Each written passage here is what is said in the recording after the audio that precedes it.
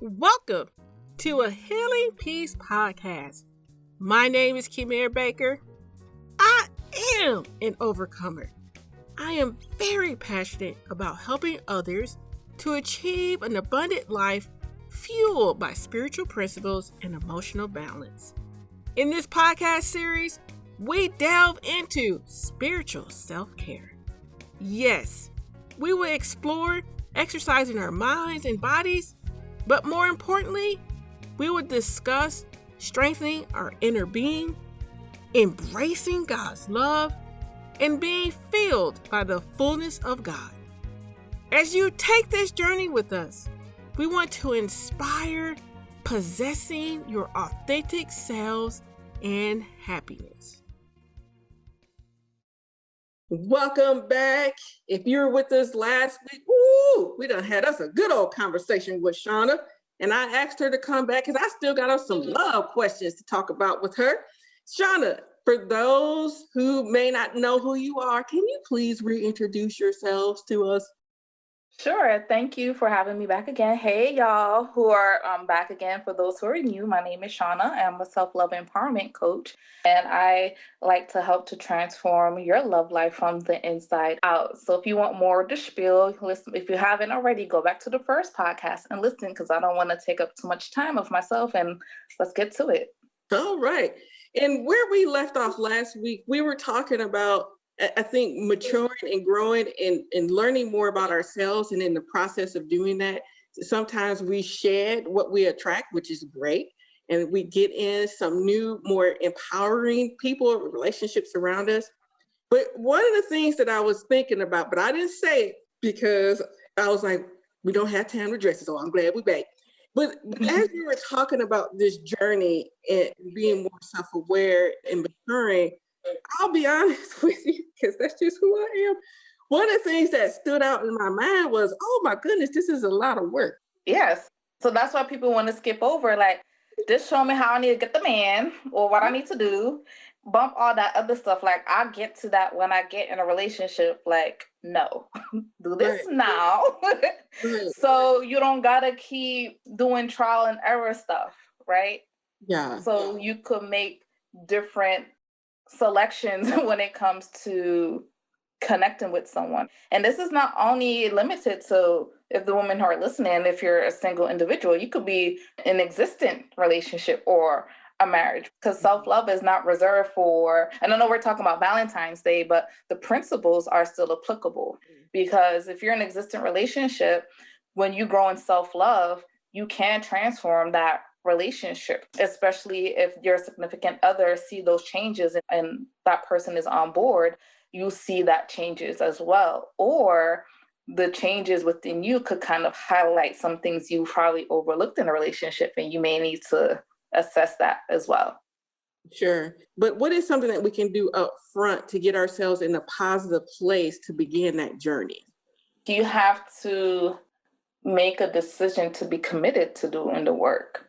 Just like the beginning of the new year, like, yeah, I'm gonna be disciplined, and then I'm gonna go to the gym, I'm gonna eat right. Mm-hmm. And sometimes you start off with enthusiasm, and then like, that's when you do it on your own, unless you're someone who's like naturally like self-disciplined and self-directed, then that's different. But if you're someone that needs a little help, just like a personal trainer, that's where a coach could come in, just to kind of have that level of accountability. And also you can, I guess, assess the change within yourself when certain life experience pop up. If you are the type that used to get impatient or hothead about something, you notice like, you know what? I usually get upset, but I noticed that didn't bother me anymore. So I think it starts from you making the decision that you want to be a different person. And two, and these are not in order, two is like, okay, for yourself, okay, what does that look like for you? For some people, like, you know what, I may not be financially in a position to work with a coach, but that could start from researching books to get started. Maybe start journaling to kind of see what comes up so you could be more self-aware about your feelings. So definitely proponent of journaling. Even if you don't want to go the coaching route, if you feel like there's some more stuff, like definitely seek out counseling. So any like tools or resources that promote self-awareness, that's where I'll start. Sure. I appreciate one of the things that you brought up in terms of paying attention to the changes. In my mind, I call those victories. That's a victory. And I say that because so many times we overlook those victories Yes. and we can get consumed with, oh, I still got so much to go through. And it's like, no, you were victorious. If we pay attention, there's more that we can do. Right. And I always encourage my clients, celebrate the small wins, because it's those little changes we made, those incremental changes that leads to the bigger picture. Most of us feel like, no, I'll make a real change when I know I've lost 10 pounds. Right. Yeah, that might be the goal, but you're not even appreciating the journey. Like, you notice that you stop eating cake at midnight. That's a win, right? You've noticed your water intake has increased, but you still may be the same size. But so you're not even paying attention, like how those little habits that you're doing are changing, and could easily dismiss the progress that you're making because you didn't get the 10 pounds off. So definitely, I think just celebrate the process and those little things, because those are like positive reinforcers, whatever goals and any areas that you want, that you set for yourself. Sure. And that's really great feedback for sure. Because what they say, well, you walk a couple steps and then you never know you walked a mile or two or da. I guess the beginning of the journey of 1,000 miles is a single step. I don't know. If y'all know who are called a holler, you know what we're trying to say. Yeah. I'm not stepping up to you. It's vaguely in the brain, but I was like, yeah. but we get the gist. You know they're laughing at us. You know, that's cool. You know, we human. Yeah. The gist is that we're here and God places people in your path to keep you on that journey, and in the process, at the end of the day, you're at a place that was so much better than when you first started, this simplified way. And I want to kind of go back a little bit from the first interview. You talked about it. I'd like us to go in a little bit more detail. You touched base with how self-love kind of relates your identity a little bit. And so I want to go into a little bit more detail of what does that look like? How does that really affect our identity? Like I said, I think self-love is just a remembering of who you are, like your real and true identity, not necessarily formed one. Because I think conditions that we place on ourselves, on others, we've kind of gotten out of touch. Because we start to kind of live up to other people's ideals and expectation. And somewhere along the way, we lost ourselves in the midst. So self-love is kind of like that process of shedding those things that tell us who we need to be and who we should be, and really getting back to self. Sure. So it's not so much forming your identity, remembering your true identity. Sure. And as you said that, two things came to my mind, especially those who are parents who I think so many times their identity becomes through their children, because motherhood or, relationshiphood, if you want to call it as such, it's okay for me to understand who I am and who I was created to be. And it's okay. And then the second thing that jumped in my mind went back to the things that you were talking about, empowerment and giving yourself permission. Yeah. I want to touch on a little bit too, because you did give the example, like people who like parents. So in terms of the identity piece, and then I'll address the empowerment piece. With the identity piece, like I think a lot of us can easily get lost, or whether like if you're a spouse or a parent or maybe your career, sometimes we could lose sight of ourselves because we may be wrapped up, well, I'm make X amount of money. I'm this person that's in this position of power, where I'm a wife, I'm a mother, I'm a daughter. So yeah, we take on those roles, and sometimes we may get lost in the sauce. It's like, well, maybe I'm just a wife, I'm just a mother. but there's more. Mm-hmm. And sometimes a false sense of guilt could come in when you start thinking about yourself, because you got wrapped up or lost in this identity. Because now when I touch on the expectation of others, well, now I kind of want to start doing things for myself or kind of make myself a priority. I don't want to come across as selfish or not a quote unquote, good Christian because I say no, because I may want to do things for myself. Yeah. So, and I'm a reformed people pleaser, so I know all about that. And I think that my self-love journey helped me to shed a lot of my people pleasing tendencies and get rid of a lot of like false guilt because afraid of what people would think of me, whether real or imagined. But no, because when I make myself a priority, when I fill my own cup up, then I'm able to give from a place of overflow and not from an empty cup and be emotionally burned out. So I think I went off on a whole tangent, but that's just the identity part of it I just wanted to touch on. And I think the empowerment piece ties into that when you mention like giving yourself permission, right? So it ties in a little bit in terms of like self-care. And that's where the guilt could come in. And self-care is not limited, like, yeah, get your hair done, get your nails done, go to the spa. That's part of it. But like true self-care is really taking time for yourself. So you have those times and moments that you're not a mom. You don't got to be in mommy mode all the time. You don't got to be on boss mode all the time. You could just be Susie. You could just be Brenda. You could just be Michelle in that moment. And I have another tagline phrase like, self-care is an act of self-love.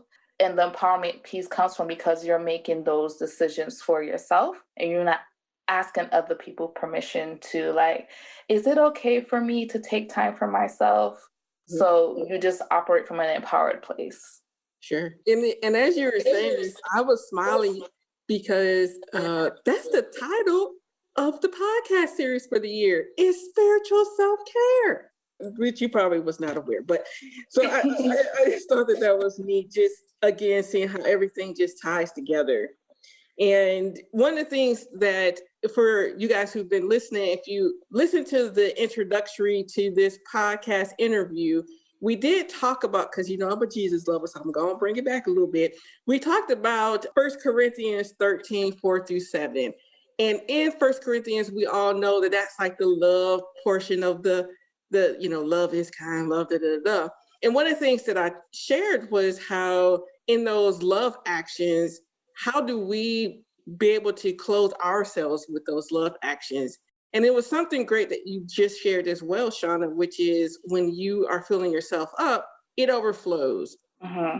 And I was like, oh, this is perfect. So you transitioned us really well, not realizing what you was doing.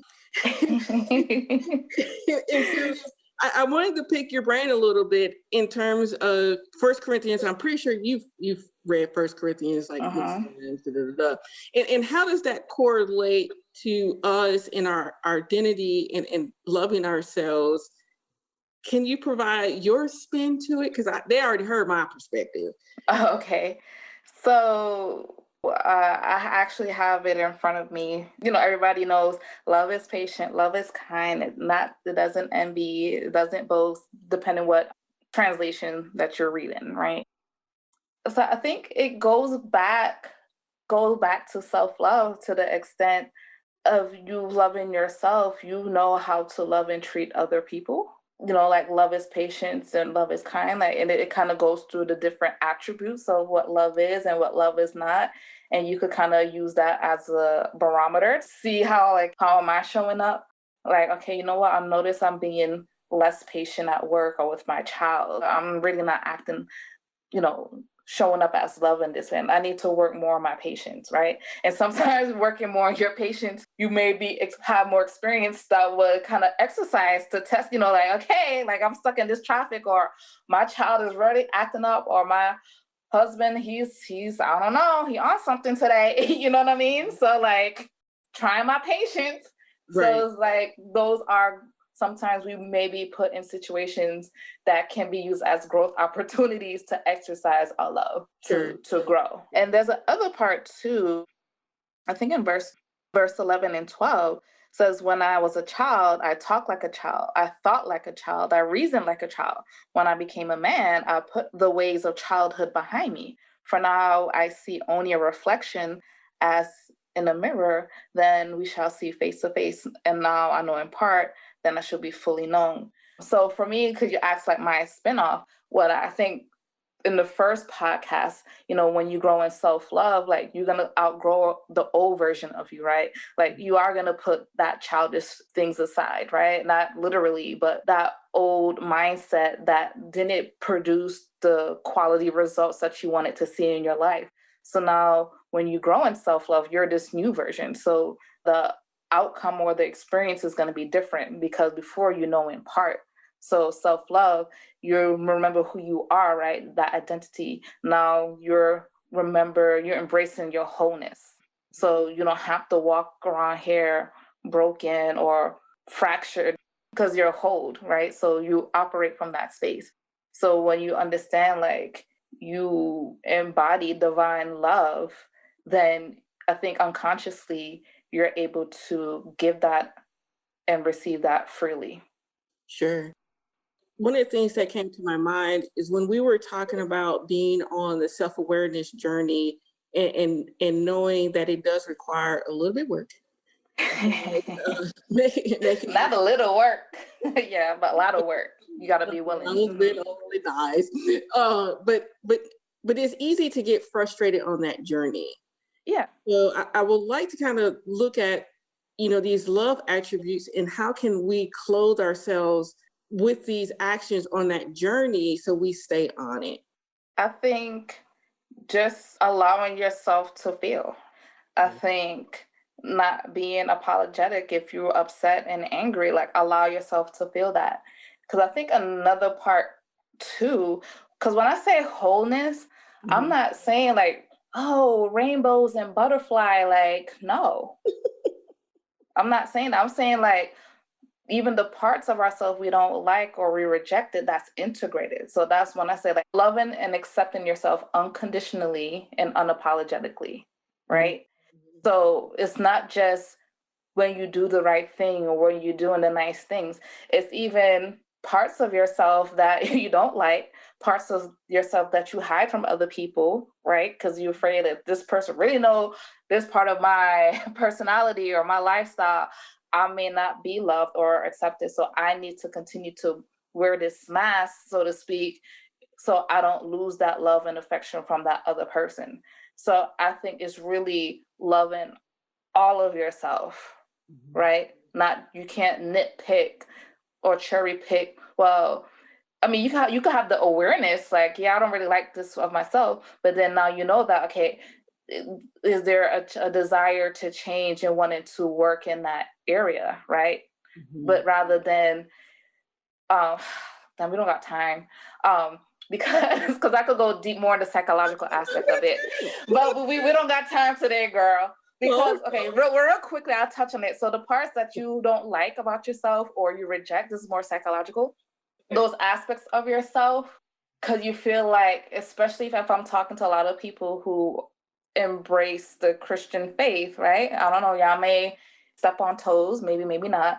You feel like, I just have to be this perfect Christian and nothing but, sweetie, like the world is not like that. Like you're not like that 24 hours. Like even the best of us will probably have our moments like, I don't want to show that person love. Like I don't feel like being like Jesus today. And I think you being real and honest with yourself is part of the process, right? Not just like kind of white knuckling or repressing it, because no, it's like, yeah, this part of myself is not pretty, but embrace it. Not embrace it like you just act like a tyrant or whatever, but acknowledge that those are parts of yourself and personality and your behaviors. But now you have that acknowledgement. What do you plan to do with it? And so I think that's the piece too. And I think when you mention like doing the work, I think that's when it could be hard, because we know like there's parts of us like, I gotta work on, better attitude. So I think not faking it and not being real with yourself because you want to put on this perfect act. I don't know. You probably know where I'm going, but I'm gonna just stop right there, and maybe you could ask another question. Because I could see myself going down a rabbit hole. So because there's so much that, and it's much more deeper than that. So I'm just staying a little bit on the surface, but yeah. So what she's saying is information of you contact her and you'll be like, hey, I'll do a life coaching. We'll go in these deeper elements so that you have the foundation that you need to continue growing. And be real with yourself. Yes. I'm promoting Shauna here. She's a wonderful life coach. She has much more information. And I know she's going to leave us with how we can get in contact with her so that if you enjoyed what she shared in these past 2 interviews, you have a way to connect with her and say, okay, I want some more. So I'll leave it as that. But one of the things that you did share going back in your statement is something that was on my personal journey and has been my personal journey for a while. And that is, Kimera, if I'm not being my true self, then other people won't like me. And so then it becomes, I don't really show all of myself because I want people to like me. Right. So, yeah, I'm a reformed people pleaser. So that's kind of one of the tendencies. And you can tell that's one of my issues as a people pleaser. And I think too, sometimes parents can fall into that trap as well because of trying to be all those things for those around them. So you can fall into any dimension, which is not being our authentic selves because of fearing how other people respond. And I'll tell you from my journey, as I continue this journey, I can't stand it when I'm like that because I'm so bottled up. And then I become angry. I'll just be mean because I'm not able to be free. And I think that is so key. And it goes back to your other tagline about giving yourself permission and being empowered to be you. And so I appreciate you sharing that because it rang out in my ear because I know that's who I am and that's the journey that I'm consistently on, is that it's okay to be me. Let me be free to be me. Right. And so, I mean, you could set yourself free, right, by the self-imposed thoughts we put on ourselves, because that's no way to live like the life that you desire and the life you created to live. Because the thing is, it's like, as a reformed people pleaser, like we really strive to impress people who may or may not check in for you like that.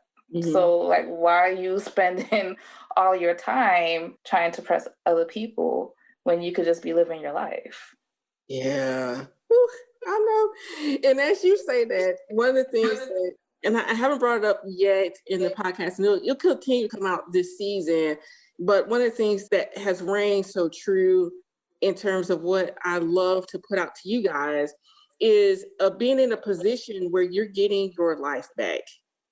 And I feel like with, God, he's Jesus, he was like, hey, I'm here so you can have an abundant life. And I will love, and as we continue this journey, that as we were taking on these principles, at the end of the day, we're taking on that abundant life that God really has for us. And one of those ways is being okay with being you. It's okay. I think, I guess any takeaway, like, so I guess the most simplified version of this podcast or this conversation is, as long as you remember that you are loved and lovable, then you don't really need to seek external validation because you know that within yourself. Man, that's a drop the mic statement. Whew, I appreciate that.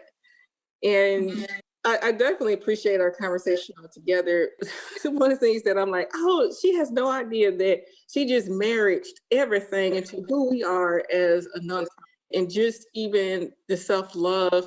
I'm like, that's what we've been talking about this whole But now you've given it a better phrase that when we're doing these items and when we are taking this journey, that we really are just loving ourselves. And it's okay. Yeah. I'm like, oh, I love that. So real quickly for those, because I'm sure like the term self-love has been, I guess, more popularized over the past few years. And I know at a glance, right, it could seem, like surface level, it could probably seem like superficial or someone who's vain or conceited. Like that's not like the true definition of self-love, right? Most people, I think that's more of the distortion of self-love, right? Conceit, vain, that's the distorted version of it. But we talk about a healthy self-love. When you're loving yourself, that doesn't dismiss you don't care for any person. It's just really just making yourself a priority. And because when you give your love to yourself and you allow yourself cup to be filled, you just know how to pour into other people, not from a place of lack. Sure. And I do appreciate the clarification because I know, and I think you said it before in the other podcast, it's not about, or no, maybe it's this one. Oh, I can't remember. But it's not about, okay, I'm going to do all these external things. I'm getting my pedicures and doing all those external, but it really does go back to getting back to who you were made in Christ. So I was going to ask, do you have any other final thoughts for our audience in everything that you shared in these 2 episodes? If you can remember that far back. Just remember to know that, don't dismiss your desires because God gave you those desires of your heart. Don't be afraid to reach out for help or seek the help if you want to learn a better understanding of yourself. And there's different avenues of doing that, right? Whether it's working with a coach or seeking a counselor or maybe start journaling, but just really make a decision within yourself that you just want to become a better person today than yesterday. Sure. And just know that you're loved and lovable. Yeah. And I think that is, because I know that was part of my journey as well. She didn't know she was talking about me the whole time. But being able to embrace that I am lovable. Yes, I am. And people do actually want to be around me and I don't have to be fake. So that's a very important. It's just easier to be yourself. Yeah. Because I'm like, oh, I was many things. But I was good at being many, but it's not the many that God created. It could get exhausting after a while. It's tiring. And then you have to remember who got what part of you. Yeah, it's just easier to be yourself. It's like, oh, I'm supposed to be this way with this friend. Oh, I forgot. Oh, yes. So it goes back to that exhausting piece. But Shauna, I did share a little bit before in terms of leaving with our audience. How can they find you? More information to get in contact with you if they want to dig a little bit deeper. Can you provide that information? Yes. So I went like earlier this year. So I have a new website. It's called the selfloveglowup.com. So definitely could check that out and see this type of services that I do offer. I do offer a free 15-minute consultation to see if you and I will be a good fit of any of the services that I do provide. I'll be changing like social media to the self-love empowerment coach. So yeah, so just earlier this year, I did a little rebranding, but I think if you just want more detailed information, the website would be the best place, www.selfloveglowup.com. And you saying blow with a B-L? Glow, Glow, like the glow up. Oh. Self-love glow up. Okay. Okay. And we'll also have it posted on our website as well, just in case. And also on my website, you'll be able to download my, I guess you want to call it an ebook. It's called How Loneliness Could Lead You to Love. Well, shucks, that's another interview right there. I'm like, what? How does that work? Yes, go get the ebook so you can find out how that works, which is great information. And Shauna, I definitely, again, appreciate your time that you provided with us. And it's been fun chatting with you. And it's been fun expose all my business. This is good. This is actually my first podcast for the year. So this is a great way to kick off, especially with me rebranding and stuff. So and I'm honored that we got to connect, and also, yeah, I enjoy this. So yeah, and as again, all the things that you shared, not only did you hit who I am, but it's all the things that we're trying to give back to others. So it's quite exciting to have a partner in this work where we're just really trying to encourage and strengthen, and at the end of the day, inspire you to be your authentic selves and be embraced by who you are. Oh, I almost keep forgetting. I almost forgot. But tonight, after all this chatting that I've been doing, tonight, we're finally having our first online workshop of the year. We're going to be talking about praying and journaling, some of the things that Shauna hit on throughout the interviews. And this will be an opportunity for just to have a step of, okay, how do I get started? And so we're going to be here to kind of provide some information on how to get started. So it's tonight, Tuesday, February 16th, it's tonight, 7 p.m. It's a small donation fee of $3. Please come on out. We have plenty of space. We'll love to have you. Again, come back next week, because next week what we're going to do is take all this wonderful information, try to condense it into something that's tangible that you can put in your little back pocket and have for you on your little everyday walk. And of course, we're going to continue to bring you great content this season. We're starting out with a bang. Join us next week.